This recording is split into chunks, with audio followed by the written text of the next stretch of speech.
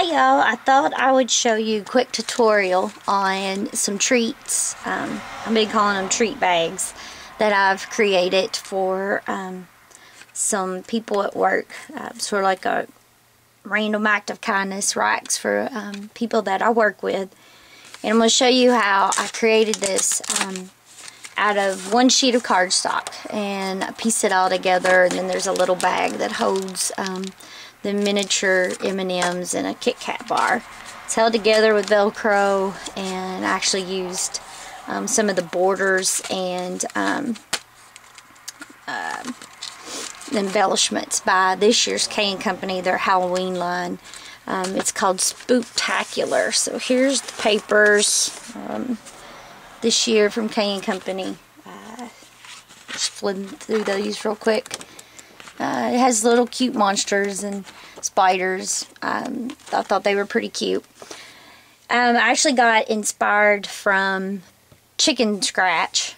She's a Stampin' Up! Demonstrator, and I was watching on how she created some Halloween treat bags, and I kind of changed mine up a little because I actually wanted the flap on here. I wanted it to fold down with Velcro, and I want it to be wider. I want to try to get as many treats out of one piece of 12 by 12 cardstock as I could and max it out.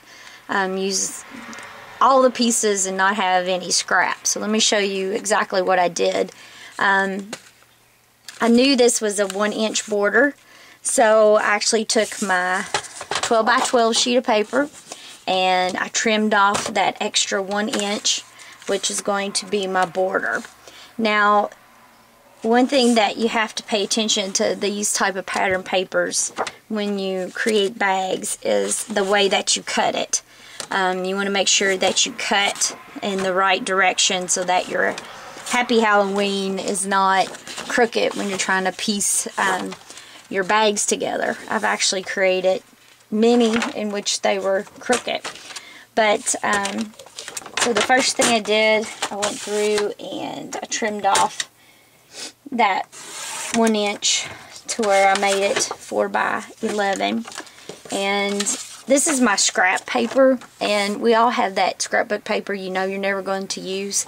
So I dig that out, and that's what I use as the templates. I have a lot of templates where I use this, what I call ugly paper. And I experiment and I lay out my measurements and see where I write down how I create things. And that's what I do with my ugly scrapbook paper. And this worked out really good. It showed how to do the scoring and how to cut. So first thing you do, you line up your paper and you cut it at 4 inches. And once again, you want to make sure that the Happy Halloween's going to fold correctly.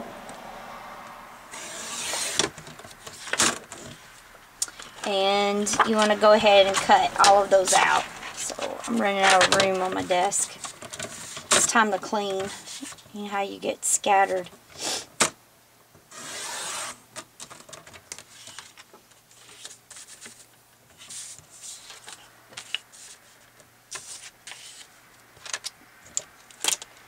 So I have all 3 of those, 4 by 4. And you're going to lay it down and score it at 4 inches, 5 inches, and 9 inches. And once again, you want to make sure that you're paying attention on where you're doing your scoring. Because when you fold it, you want to be able to fold it to where your flap comes down and says Happy Halloween. So you want to make sure that the words are showing correctly on the 9-inch score. So really what I do in my head, I play it out. So I say, if I score this way and I know where the folds are, how does that look? So I kind of do it first, so I make sure that I'm folding it correctly. So let's see. Score at the 4. And at 5, and at the 9. And then you just crease And there you go. You have the treat bag. Now, what is neat is that 1-inch strip, since it's double-sided, you actually can take it and cut it down to the 4-inch. And that's your offsetting banner right there. So I'm going to glue that down. And I actually use the Pioneer Extra Strong embellishment glue stick. I don't know if anyone's familiar with the Pioneer glue, but I fell in love with it a few years ago when you were using metal real big in scrapbooking, and it stayed on. It glued everything, and a year later it was still glued. I know just with adhering paper to some things, I've had things fall apart with normal glues. I actually also use the Quick Dry Adhesive by Scotch. It's really good. I just don't like having to, when I squish it and it comes out at the sides and it gets all on your fingers, and you already have Distress ink on it, and next thing you know, you've got black all over your project, and you're trying to figure out where the black's coming from. It's coming from your hands. So part of the solution I've had to do with that is I've actually got Lysol wipes right next to my desk where I can constantly clean. So many times I've had to distress edges of my project because of my fingerprints and fingers being dirty. So now back to our project. I actually purchased right now at Michael's, all of their Halloween is 50% off. And it's the reason why I went and bought all of these little borders. These are, the K&Company borders are really neat. I went through 2 packs before I realized they're an adhesive, and it peels off on the back. I had no idea. I was gluing them all the time until I saw someone's video and they had shared that you needed to take off the peeling on the back. So I thought that was funny.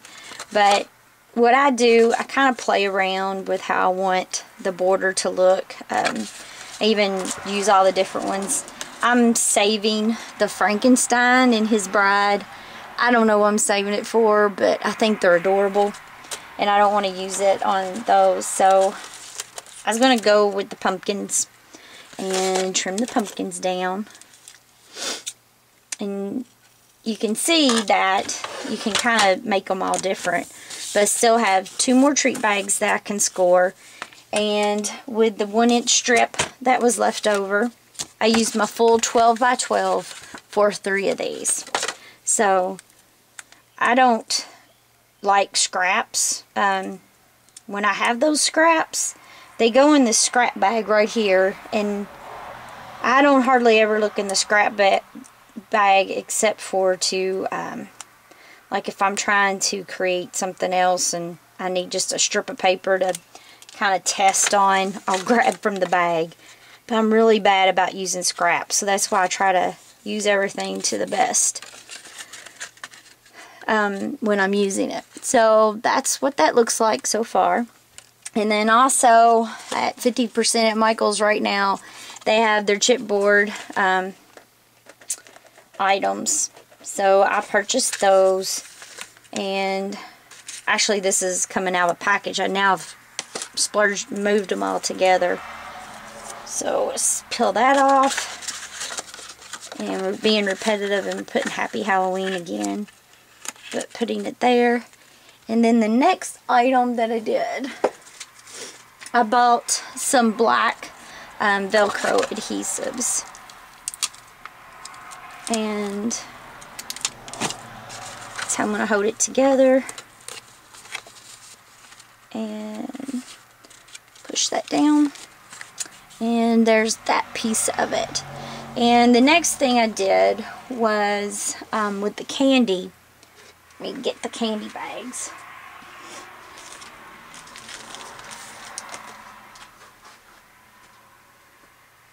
Where are the candy bags?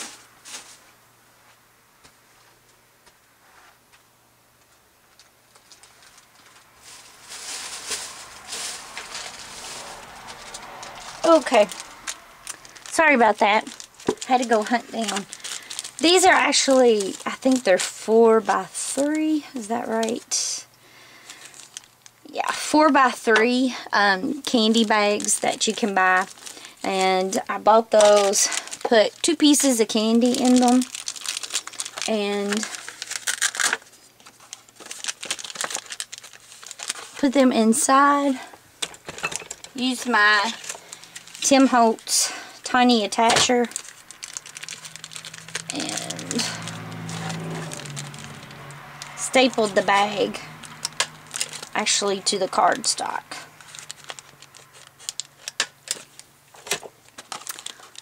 And there you go.